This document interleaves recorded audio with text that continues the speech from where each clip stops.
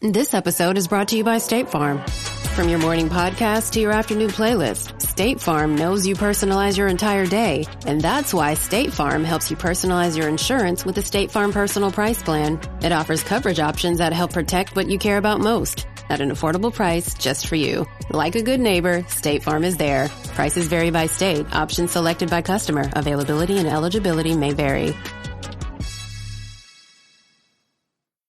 Take your plans out of the group chat and get long weekend ready in new Abercrombie. From day to night, pack new outfits for every part of your itinerary. Grabbing brunch? Throw on the A&F Mila dress. Then head to your dinner reservation in their new bubble hem mini dress. And yes, permission to overpack for pics with the girls. Abercrombie's best-selling Scarlet Squirt deserves a post in your feed. Your plans are worth it. Shop Abercrombie's new long weekend collection online or in store. Hi, we're sisters Amy and Nancy Harrington, the founders of the Passionistas Project, an inclusive sisterhood where women find support, purpose, and empowerment. Each episode, we share stories of passion-driven women breaking barriers and redefining success. Today, we're chatting with Emmy-winning filmmaker Cris Graves, an adventure storyteller who's filmed around the globe on shows like The Amazing Race and Whale Wars, and now inspires with the Blissful Spinster Meowment and daily affirmation cards. We're so excited to talk to you today. Hi, Cris. Hey, Amy and Nancy. I'm so excited to be here. So, Cris, what are you most passionate about? I am most passionate about making sure women know that it's okay if they feel like being single. That we shouldn't be tied to the boxes and the definitions that the patriarchy has put on us, whether you're a woman or a man or anyone in between, actually. So what inspires that in you? My own personal journey. I, from a very young age, was very disinterested in anything to do with a relationship, with any sex. But from a very young age, from like when I was 8, my sister, who is 13 years older than me, I'm the youngest of 6, and I come from a big family like both of you, and like Amy, I'm the youngest. I am.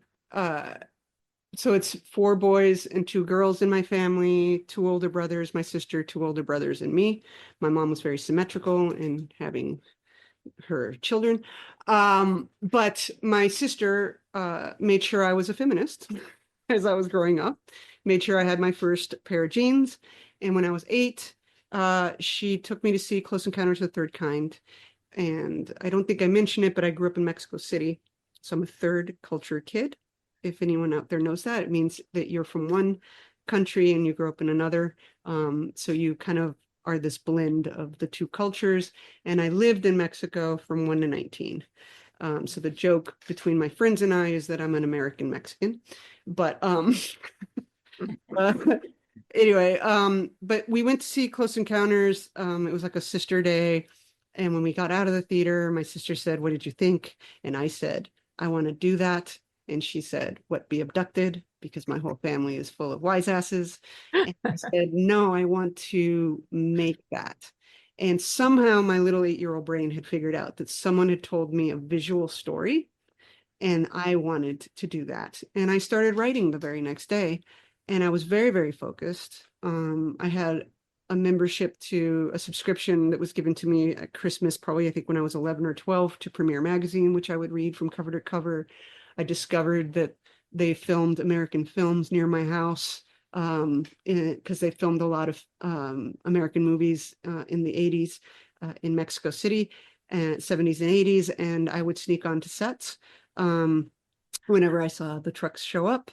And they were always very amazed that this little kid who, because that started when I was like 9, from like 9 to through high school, I would sneak onto sets. And when I was really little, like ADs and directors would be fairly surprised, but let me sit there because I was enthralled by what I was watching. I wasn't noisy. I wasn't, and set has always felt like home to me.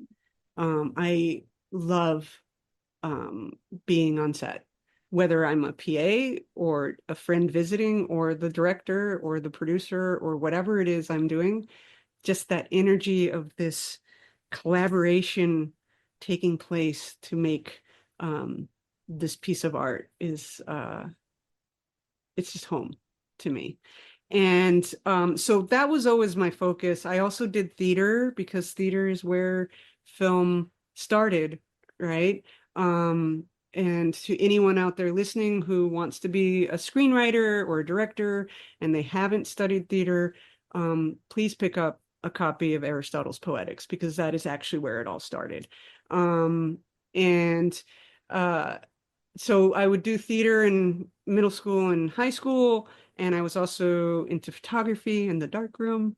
So I was the photo editor for my newspaper and my yearbook by the time I graduated, and was never interested in pursuing boys or girls or relationships or any of that. I had two really good friends, Nayeli and Victor, and we were kind of three musketeers, and that's all we did. And Nayeli had a boyfriend, and that was fucking great. And I don't know what, I mean, she's, but it wasn't something that was me. And then I went to college and grad school and was picked on mercilessly by certain friends because like, why do you think he was driving you home from the scene shop all semester, And I'm like, I don't know, because somebody had a crush on me and I wasn't paying attention. But when I got to my 30s, I started to wonder if there was something wrong with me, because that's what we get bombarded with as women. If we don't want to be in a relationship, is there something wrong with us? Right. And, and people would go like, well, if it's not guys, maybe you're a lesbian. And then I'd be like, no, it's not that. Maybe you're this or that. And I'm like, no, it's like, I've sat and I thought about it. I'm like, but in my 30s, I let friends teach me how to put makeup on, which I'd never really done. And all of these moments that you see in rom-coms where, friends are helping you. Sorry, I need to turn this off. So, all of those things that you see in rom-coms, the makeovers, the whatever, those were happening to me in my 30s. I was trying and going on dates, or, playing on Tinder here or there, and got really spooked by somebody who started stalking me.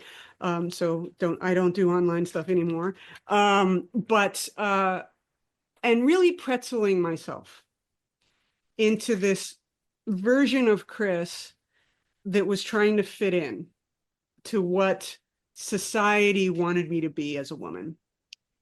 And by the time I reached my early 40s, so that was maybe, it was probably about 10 years of me trying to figure this out. And, and I cleaned up well. You can look up photos of me for the Emmys,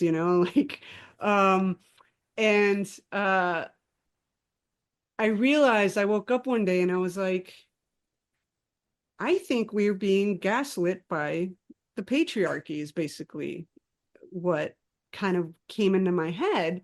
And I started investigating that in myself. And, a couple of years later, I'd done a few years later, I mean, I'd done a couple of short films by then. Like in 2013, my mom passed away, I'll tell you. And I think I was 43. And that's kind of what started this, like me trying to figure out my place in the world, right? As moments like that happen in our life. And my mom had stayed married to my dad. I am, in fact, named after my dad's lover. And my dad, I was daddy's girl for many, many, when I was younger, and did that whole thing. But it's complicated, he was, if he was still alive, he might cop to it. I don't know if he would, but he was a misogynist, and he was a narcissist, and he was all the things that happen when, you were part of the silent generation, being a businessman. But yeah, I'm named after his lover, who's a woman named Christina down in Mexico, who he'd had for decades. But my mom stayed married to him. And I had talked to her about that at some point years earlier when I'd kind of discovered all of this. And, she said she loved him. But also I think it was a different time for women. The world my mom would have faced with 5 or 6 kids or whenever, like if she'd left even before one of my brothers had been born, she couldn't have a credit card. She couldn't have a business without a man. She couldn't have a house. She had all of these kids. It was a different world trying to separate and get divorced. But I also do think she did love my dad, and he was very charming and he was very lovable. He was who he was, right? And we're all human and we all have our faults.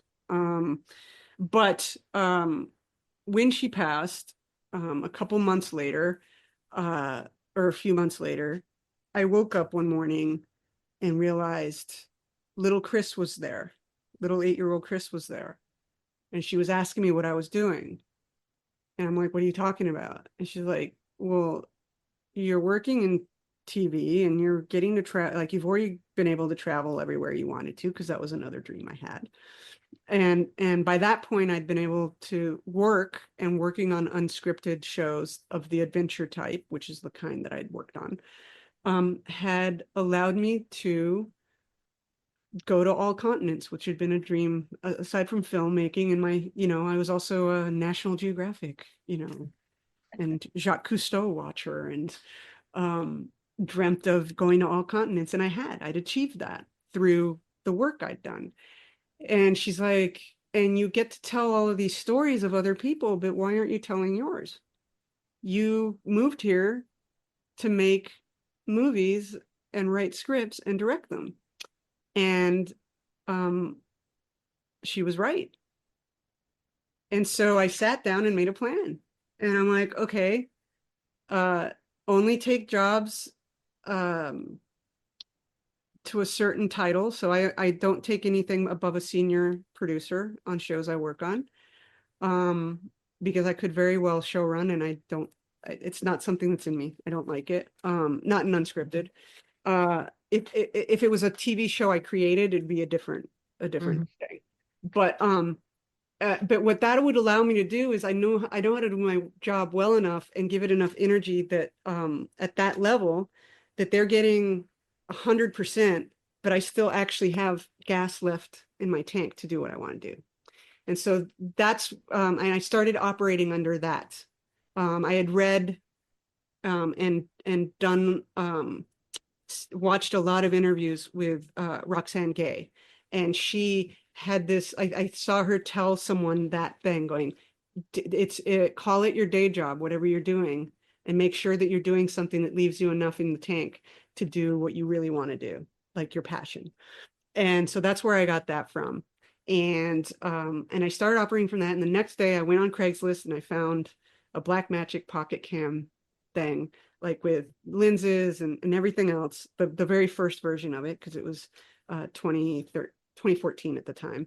And went out, wrote my first short film that I did with a friend, co-wrote, co-directed, and then did my next film on my own that I directed, which is the clown short, which I need to send you guys. But it's a short called Bossa Nova, which can be found on Vimeo. But I can certainly send you the link if you want to link it. And it's I raised them, like I saved up my own money and I shot it, and then I did a crowdfund for $5,000 for the post, which I was proud that I was able to do. And that kind of started all of that. And eventually, by 2018, a friend turned to me and said, it's time to write a feature, because we can get into this place where we just make short films. And especially as women filmmakers, yes, let me bring you up. Especially as women filmmakers or filmmakers of color or from underrepresented populations or places, I think we get into these spaces where we're like, well, we have permission to do this, but we don't move on to the next step. And I'm very grateful to that friend for turning to me and him saying, you know, it's time to do that, because I could have gotten into this, just make a short film, just make a short film, just make a short film. And so that same friend, a couple months, like he'd said that, and I'd been chewing on that idea, and I was working, he was the showrunner on a show I was working on, a true crime show. And I walked into his office to tell him something because we were in post, and I sat on the couch, and then he goes, so what's up with your what's up with your dating life or your romantic, you know, because as we do with friends. And almost subconsciously, like it wasn't planned, but I was like, oh, I'm done with that. And he goes, what are you talking about? And I go, I have absolutely no interest. That's not I have realized that's not my natural state of being. I am perfectly happy being single. And he kind of smirked, and I said, what? And he goes, well, that's your film, isn't it? And I go, what are you talking about? And he said, it's somebody who's decided to be single and all their friends are trying to set them up on a date. Like, that was the basic one line he said. And I go, you know what? That's something. It's not the whole thing, but you have something. And that was in September 2018. And in October of 2018, my dad passed away.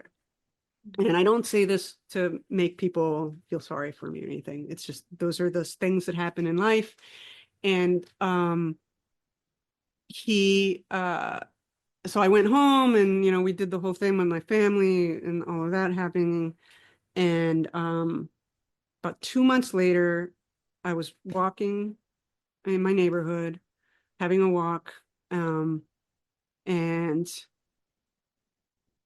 it was as if a weight had lifted from my shoulders.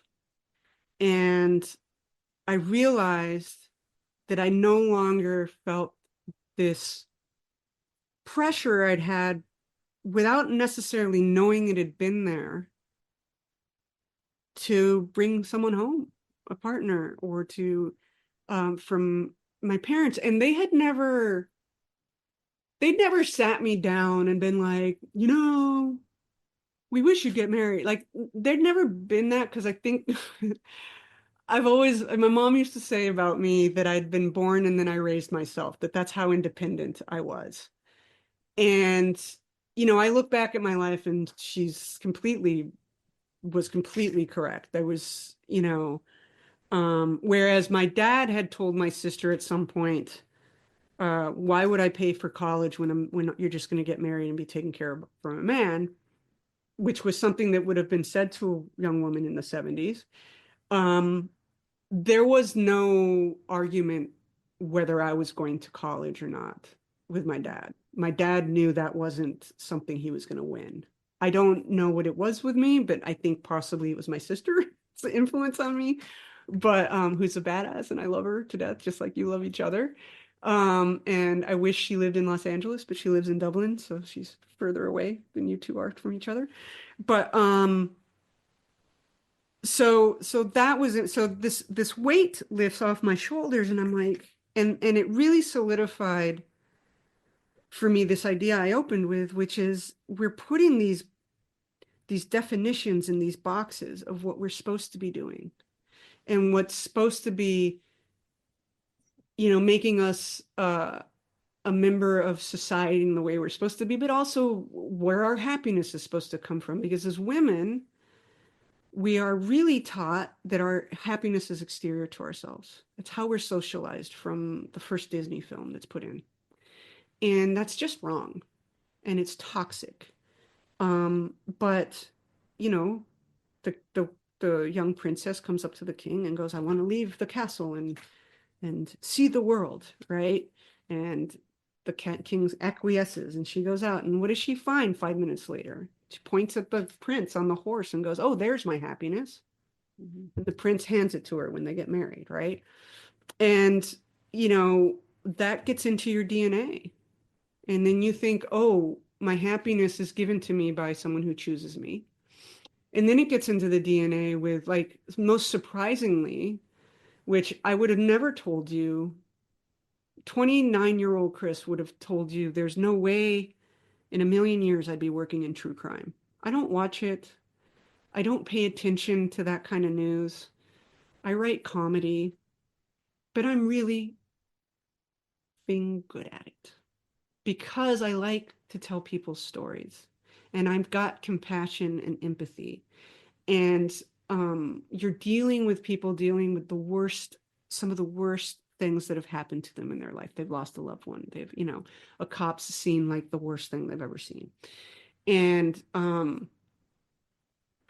but in that work, which I was coming into as all of this awakening was coming to me, I started encountering these moments in certain young women's or older women's, depending on how old they were when this happened to them, lives where their friends or family members are talking about them. And I'm not going to tell you it's every time, and I'm not going to ever tell you it's the whole reason. But oftentimes, there is a moment, or there's a woman will stay too long and they're no longer with us because there's a voice in them that doesn't want to be seen single. It was better to stay in that dangerous, toxic relationship because they were in a relationship and they were than them to leave because they'd be seen as single. And I am not saying it's the whole reason ever. It's not. But there is a portion of that. And that started when she was 4 and was shown those videos, or all the rom-coms we see, or any number of ads that we get seen. And I get told all the time, oh, well, younger women, they don't get the same. I'm like, no, it's still being bred into us. And it doesn't matter. It doesn't matter if your family is open and says, oh, it doesn't matter to me. We are all ingesting the same media. And so that started coalescing, right? That thought, the fact that I wasn't feeling the pressure anymore to be in a relationship. And I'm like, wait a minute, I need to investigate that because I think this is the crux of my film. And so A Lone Girl was born out of all of that. I always think for many months before I write. I know a lot of people do treatments. I cannot. If I do a treatment, I won't write the script because I love discovering a lot of stuff while I write the first draft. I do cards. And so I started writing in February of 2019 and was done by March. It was written in about 6 weeks. I had the 5th draft by about the summer somewhere. A friend of mine and who's a casting director and a producer that I've known since grad school helped me do a table read, and I entered that draft to the Austin Film Festival screenwriting competition. First time I ever entered that competition or any writing competition with a screenplay. And that draft managed to make the semifinal round in 3 categories of the Austin Film Festival. And it's written from a very personal spot. My heart's in every page. About 70% of the conversations in there are directly pulled from things and situations that I have been in. Are the situations in the film heightened or made comedic? Yes. Are there things that that happened to Sam that didn't necessarily happen to me? Yes. But the base of it and a lot of the conversations and the feeling all comes from me, which I think it's time for us, for women, to be able to see stories from women's points of view like this one. And I know there have been a few unromantic comedies, even as recently as I can't remember. I think it's The Worst Person in the World, I think it's called, which was a Swedish film, which was a film by a Swedish, I think he's Swedish, he's Scandinavian film director, but again, he's a man. It's great.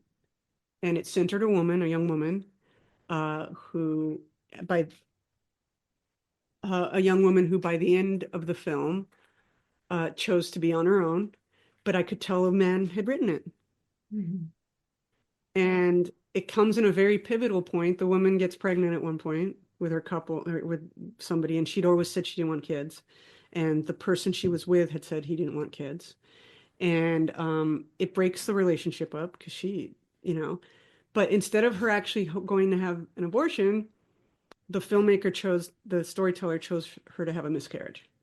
And I'm like, that was a cop out for this particular story. I'm not saying that that's not a traumatic moment. I'm not saying that's not, I'm saying for this particular story, if you were to watch it from the lens of a woman telling that story, the stronger choice would have been for her to actually go through with what she was saying she was, as opposed to having her just lose the baby.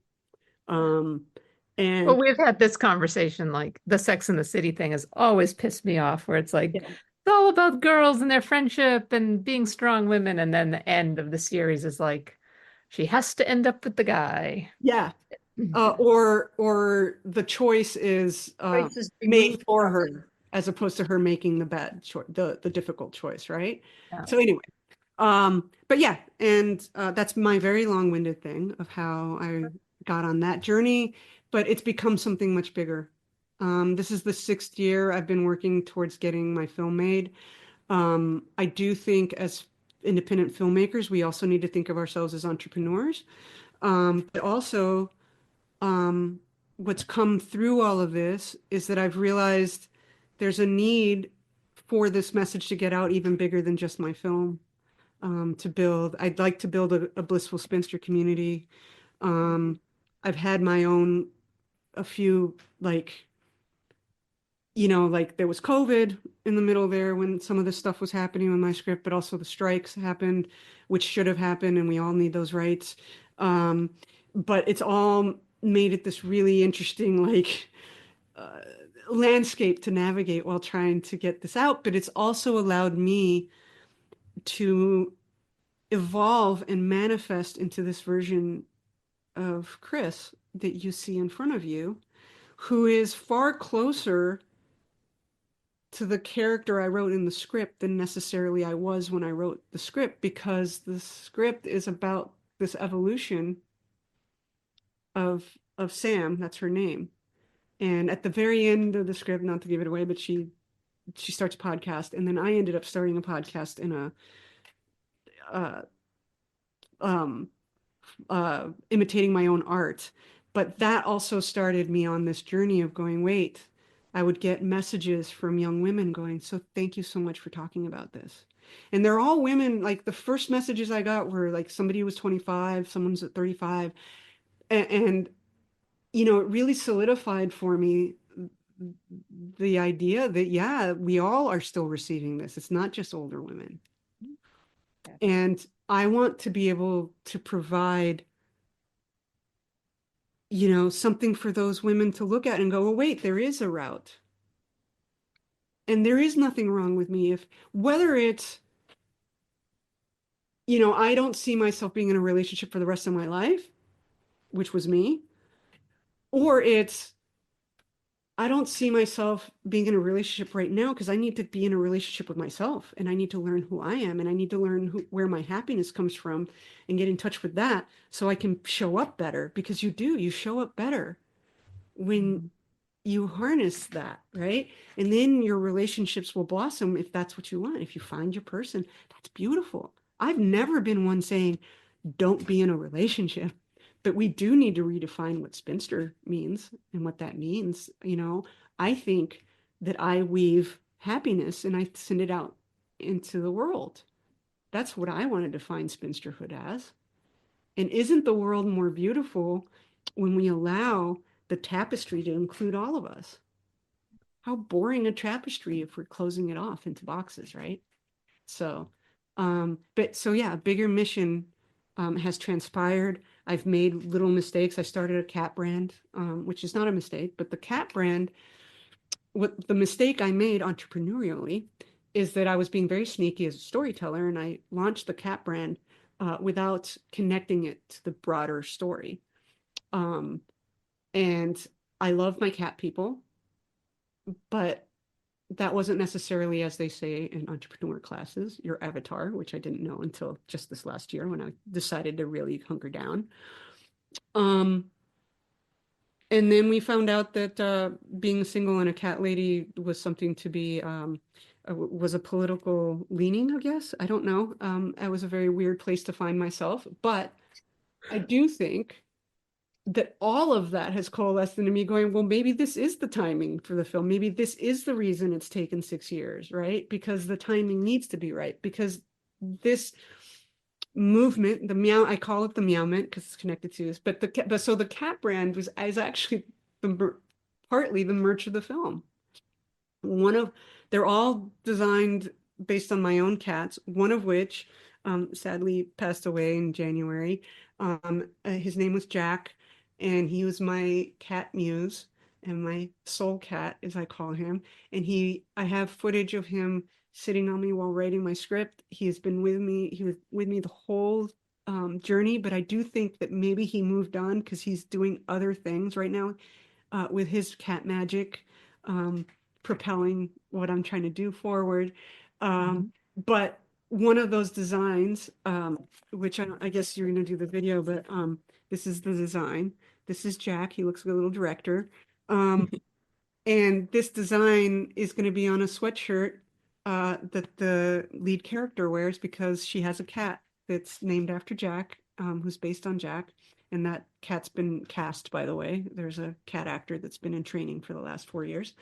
And I have that sweatshirt, actually. I wore it for a good year and a half, and now I'm putting it away as part of my manifestation that I'm going to get my film made. And I've got many other things. It's not here, but I have a coffee cup that's got cats on it. That's my lead characters. I have a typewriter, which people might have seen if they follow me and some of my stuff. That typewriter is the character's typewriter. So everything I'm doing, I've got this big picture and this big vision, and everything I'm doing has pieces of the bigger mission and the bigger picture in it. And all of the colors you see me using are part of the color palette of the film too, in a bigger sense. But what I should have done when I launched the cat brand was to include all of what I'm telling you today, and I did not. So although some people bought some stuff, it kind of stuttered. You can still go into my store, all of it's there, and I've got this and sweatshirts and everything. But what I realized this summer was I'm the blissful spinster. I'm the center of it all. And I should have been acting that way the whole time. And that's what I'm in the midst of right now. That's why I created, this is the last thing Jack helped me create, which are Blissful Spinster affirmation cards. They're all, like I said, that typewriter is part of the whole bigger mission. But this is, I'm really passionate about these. I wrote them, there's 45 of them, and they're meant to be a tool to help us stay in touch with our joy and our resilience and our independence. And I think nothing can be more important than that. And when we can stay in touch with those things and our radical joy, we can also show up in community, because community, which is what you two are really good at building and I want to learn from, is we're going to get through this in community, which is why I felt it was important to show up yesterday, actually, when you guys made a call out. We showed up at Adam Schiff's office to give our 2 cents. Anyway, that's I'm having a pre-sale on these. I don't want to get too salesy, but anything helps. Where can people get them? So you can find these on my website at blissfulspinster.com. If you go to, I'm going to be changing it soon. Right now it's called Positive Prints, but I think I'm just going to call it Shop. Again, we are all learning. And my website, I just finished designing it. I think it looks pretty cool. You can also find what kind of spinster are you quiz on there and all that stuff. But if you go to the shop, you'll find the cards. But you can also, if you follow me on Instagram, which is PG FREEK, so it's PG Freak with 2 E's. I was a very big Peter Gabriel fan and had an AOL that was called that when I signed up for Instagram. So anyway, it's still memorable. So PG Freak on Instagram, you'll find the link to my Stan store. It's right there. There's two links. There's my link tree, and then there's just the Stan store. If you click on the Stan store, it'll take you right to the cards. If you get them on Stan store, you can get one deck. They don't have a thing for getting more than one. If you go to my store, you can get more than one, if that's what you wish to do and buy a gift. That's in pre-sale. So I'm going to be sending to print as I get 50 sets of 50. And I'm at number, I think I might hit number 20 today. A friend of mine told me she was buying one. And they're going to be printed at a really small family-owned print house in upstate New York, I found, which I also love because I can support a small company. And then this is burlap, so it'll come in a sustainable bag, and I'll write your name or the name of whoever you're giving it to on this tag. And it'll be shipped with love from me. And yeah, by helping me with this, you'll be helping me keep myself afloat, because it's been a little tough in January for anyone in LA who works in the film industry.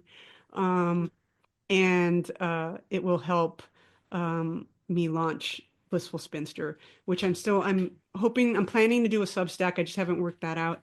But if you come to the website, there's already a ton of stuff for you guys to look at, for you folks to look at. I'm working on saying folks and not guys, so I apologize for that. That's a hard one to break. Yeah, but know that I am working on that, because being inclusive of everyone is super important to me.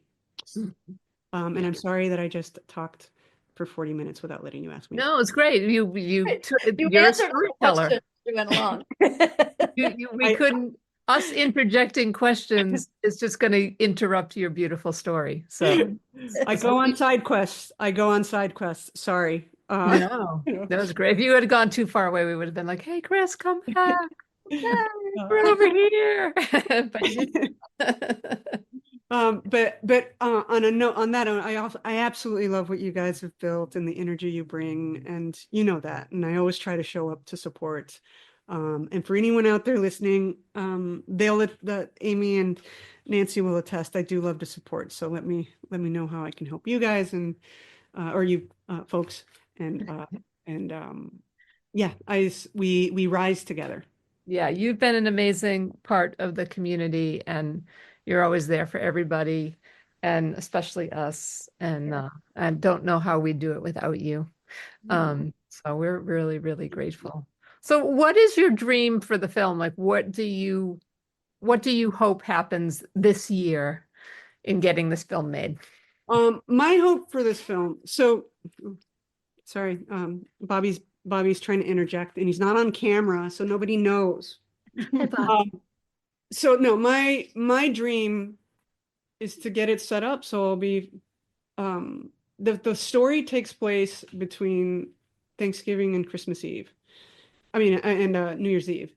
So my dream, and it takes place in LA, and Santa Barbara, although it was written that way very specifically, so that we could shoot in LA, because we can shoot Santa Barbara, parts of LA for Santa Barbara. We don't need to go to Santa Barbara.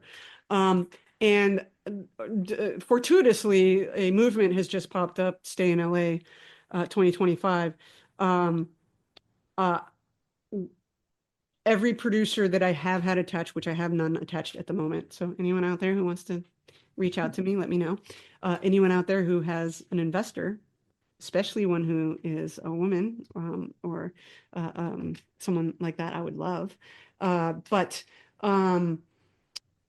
there's a movement starting up at I've always wanted to shoot here, no matter in LA, no matter how many tax breaks people have shown me. And I, in fact, had somebody even a couple of weeks ago, a friend of mine going, you're shooting yourself in the foot. You could shoot it for 3 million in Budapest. And I'm like, I could shoot it for 3 million in LA too. That would only work if you told me I could shoot it for 100 grand in Budapest, which might work, but I'm not going to do that. But it's important to me, especially even more so now that we've had the fires happen here, to put my foot down with that. But to answer your question, I have come close to getting development funds about 5 times in the last 5 years. I'm coming into my 6th year as of this month on this journey, and that would be $100,000. That would allow me to reach out to actors that I want to. Because how that works, for anyone who doesn't know, is in general you want to try to get what's called an LOI, a letter of intent, from an actor of some note, that an investor or a company like what are they called? Like a distribution company maybe will put up some money because based on the actor, right, that you have attached. But those letters, what I had been told the last 5 years, generally come when you have some money and you can put a deposit down on them writing the letter. So that chicken and egg thing, what came first, the money or the actor, generally means the money came first, right? And that's what I've been operating under. I do have my script. I don't want to say it out loud to the world right now, but I do have my script is with someone of note, someone that would be a dream to play one of my characters. Something I finagled by being at Sundance in 2023 and then getting them on my podcast, and nurturing a relationship. I need to reach out to see what that might be. But I learned recently from becoming friends with the people, the director and producers who did Thelma, which is a wonderful film. If none of you have seen it, go rent it and stream it. It's got June Squibb, who's she's 95, 96 now. She's the star, and it's an action caper starring a 95-year-old woman. It is wonderful. But they attached June and Fred Hersinger, who, if you watch White Lotus, he was in the first season. He played the teenage son, I guess, who fell asleep on the beach. I didn't watch White Lotus, but this is what I'm being told. But he's also in Gladiator too. He's one of the, which I haven't seen either, but he's in the teaser. But anyway, all that to say, they got both of them attached before they had financing, and then the financing came after, which I'd been told over and over again was not possible. And so I know it is. So I'm going to be going after that person doubly. But if anyone's listening to this and wants to help and go, hey, if they have interest and that is a stumbling block, I'd be more than happy to help you out with that. But getting a couple of actors attached in, like, say, up until the beginning of summer, maybe, and then working to getting the whole thing put together so that we are filming by right after Thanksgiving. Because we can shoot my film for on a really tight schedule, 18 days, but it's been, the day out of days that we did do was 22, and that is the Monday right after Thanksgiving to right before Christmas. And that is the time period that this it's a holiday film too.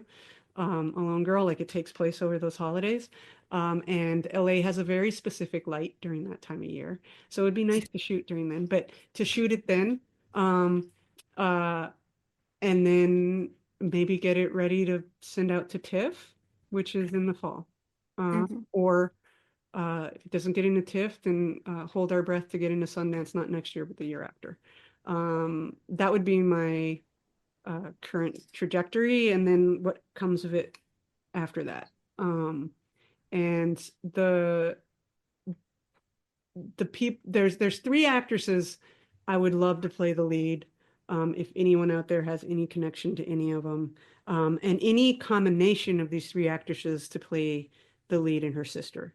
So I think, but it would be either Tracy Ellis Ross, Rain Pryor, who is Richard Pryor's daughter, or Sophie Okonedo, who is a Tony Award-winning actress, who is wonderful. She was just in an independent film that I just saw. I didn't even realize she was in it, but it was something we watched while I was quarantined in Color City during the fire with my friends. What was it called? Oh, I can't remember the name of the film. I'd have to look it up. It was a little indie film she was in, but she was also in Ratchet. She played the multiple personality patient. Oh, yeah, she's great. Yeah. But she's also a Tony Award-winning Broadway actress and is British, and so she's been on multiple like National Theater and West End shows. She's just really talented. Yeah, I want to like if anyone has any contact with any of those people, that would be great. That's awesome. Yeah. Excellent. Well, we could talk to you forever. We haven't even asked you about your TV career, so we're going to have to do another special Amazing Race episode, I think. Sure. So that we can dive deep into Amazing Race.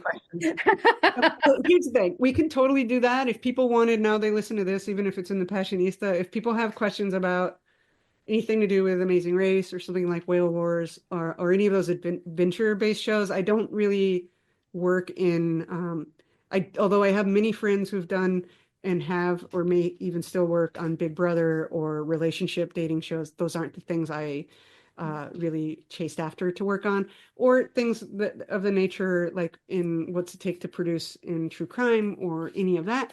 Maybe they can send in questions and we can do another one of these and we can do that. That'd be fun. More than happy to share my knowledge or funny stories if people want. Because all of those things have contributed to the artist I am today. And I would have never been able to write the script I just spoke to you guys, to you folks about, if I hadn't had all of that experience. In my 20s, I was writing science fiction things. When I read today, I'm like, oh, you hadn't lived life yet. Right. That is one thing I always get when people read A Lone Girl. They're like, all of your characters are fully defined. They all have their own arcs, and the dialogue sounds real. And I attribute that to the decades of unscripted and doc TV that I've done, because I've had to listen to hours and hours and hours of interview and everything else, and learned how poorly we actually speak in real life. Well, and I will say I have read hundreds and hundreds of scripts in my lifetime, and I love your script. I think it's unique and well written and a story that needs to be told and has not been told, even if, like you're saying, there are non-romantic comedies that exist.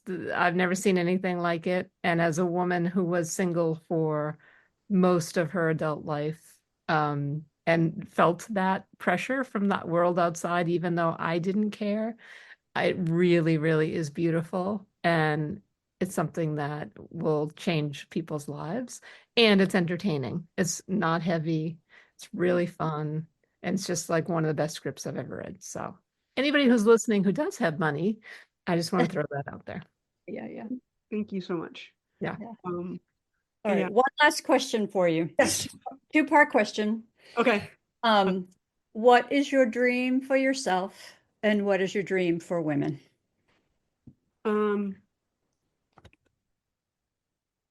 Whoa. Well, my dream for women, because I always think of everyone before myself, is for us to finally, across all of our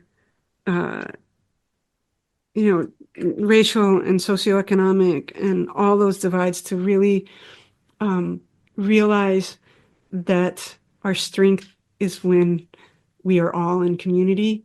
And for those of us, because I'm a white cisgendered woman, we need to learn to be led, and to not try to take the lead.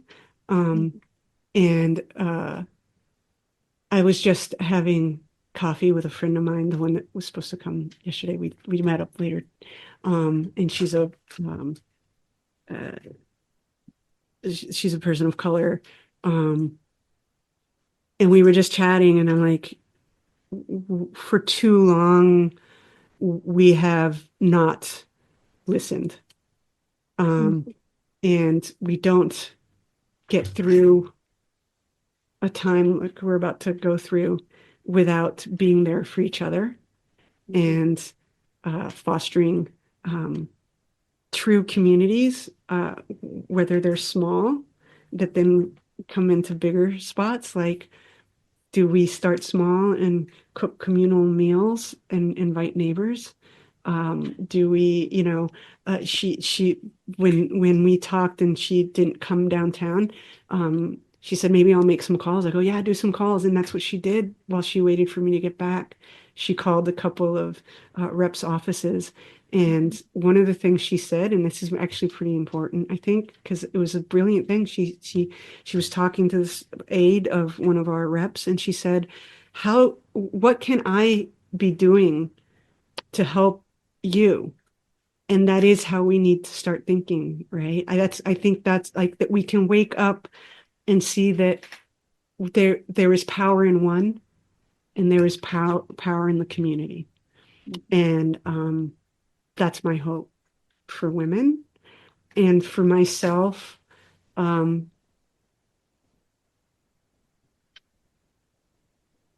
don't know, that I find that I'm successful in what I'm trying to do, I guess, whether that's the film or the community, but that what I'm trying to do touches others and allows others to feel seen and heard, and that I, in my tiny way, and the one tiny root that I've chosen of the patriarchy to attack, because it has many, many roots, and until we all start attacking all the roots, it's not going to come fully down, because it'll keep rowing back. The Andrew Tates of the world will keep coming in and, ripping apart what we've done.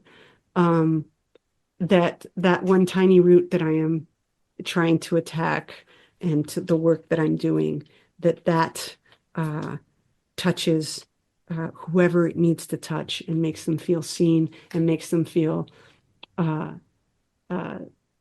or gives them the courage to let their own voice be heard. That's what I hope. Thanks for listening to the Passionistas Project. Since we're not only business partners, but best friends and real-life sisters, we know how unique and truly special our situation is. We know so many solopreneurs, activists, women seeking their purpose, and more, who are out there doing it all on their own. They often tell us they wish they had what we have.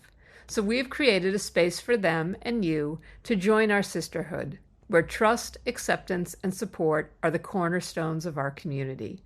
By joining, you become part of our family.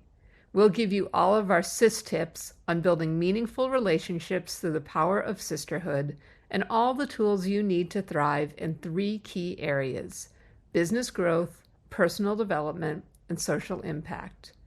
You'll learn from our panel of power passionistas who are experts on topics like transformational leadership, letting go of perfectionism, the power of community, and so much more.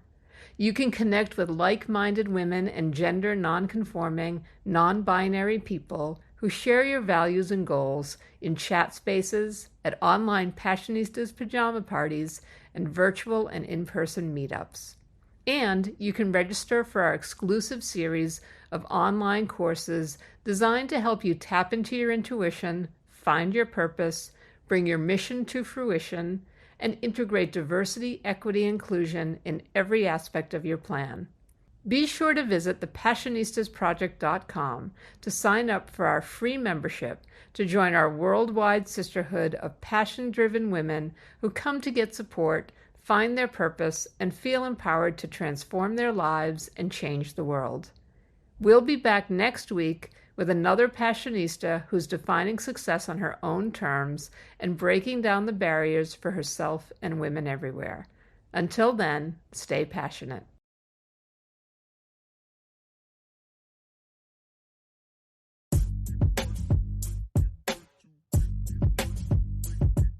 This your boy Worldwide Ty. I'm with my player partner Yo. Do you know you money is nothing but a ignorant conversation about wellness, where me and my boy Yo cover topics across business, lifestyle, health, and fitness. And we also touch on different things on how to give you the step-by-step guide to be able to remove yourself from places, people, and things that don't service you. So come join the conversation every other week with me and Yo as we dive into money for season 3. Peace.